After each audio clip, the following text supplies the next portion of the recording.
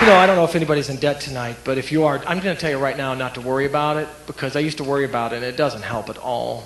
I used to be in a little bit of debt and it bothered me a lot. Now I'm in a lot of debt, it just bothers me a little. And I know why. It's because I figured it out. I finally hit the number. And you know what's key about the number is that you don't even know what the number is until you hit it. And then one day you're home, you're just kind of looking through the bills, the Discover, the MasterCard, the Visa, and all of a sudden it hits you. Wow.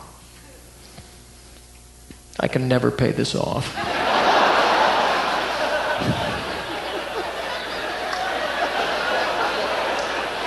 Well, maybe if I... No. All right, let's go to Target. I'm buying a big screen. Who wants one? Come on. Follow me.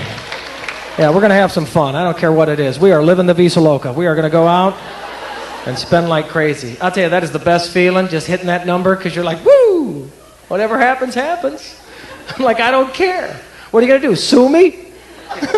Put it on the Visa.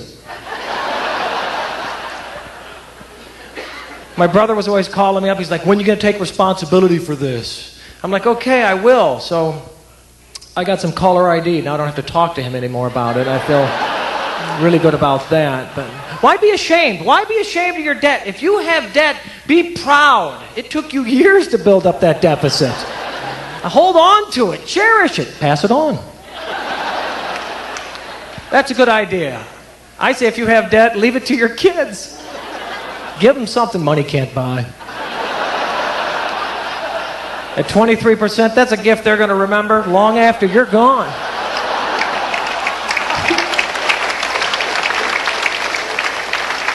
Think about it. Think about it. How many times have you hear about large inheritances just ripping families apart? I say, leave them your debt, give them a little project, bring them together to work on.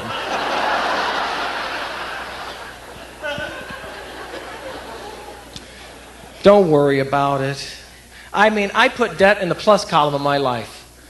That's how serious I am about this. Because you know what? After all these years of having debt now, I got bill collectors I consider to be pretty darn good friends.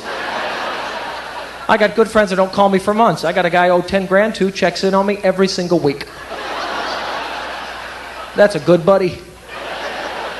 He calls me up, he's like, hello, Mr. Clue, this is John from Bank One. I'm like, hey, John, sorry I missed your call last week. I was shopping at Target.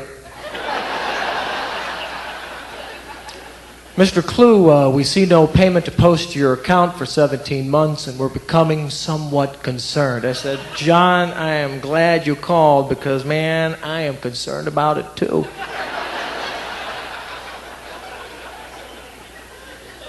He says, well, Mr. Clue, what would you suggest then that we should do about this? I said, John, I got to tell you, I'm stumped.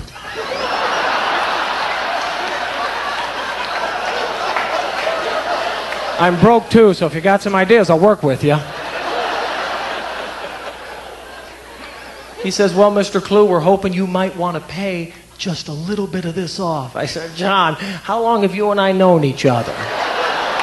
I think you know that's just not going to happen. You got to think outside the box on this one a little, John. You know, whatever. How about we put it on your Visa because mine's maxed out.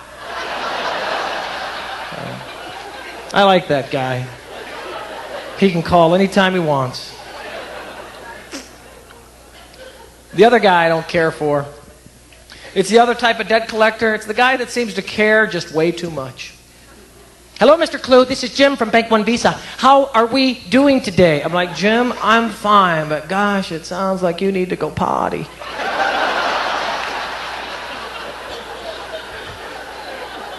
Mr. Clue, do you realize that you have a past due debt that if not paid immediately will have permanent, irreparable damage upon your credit rating? Are you aware of this? I'm like, Jim, I'm not only aware of it, I had a lot to do with it.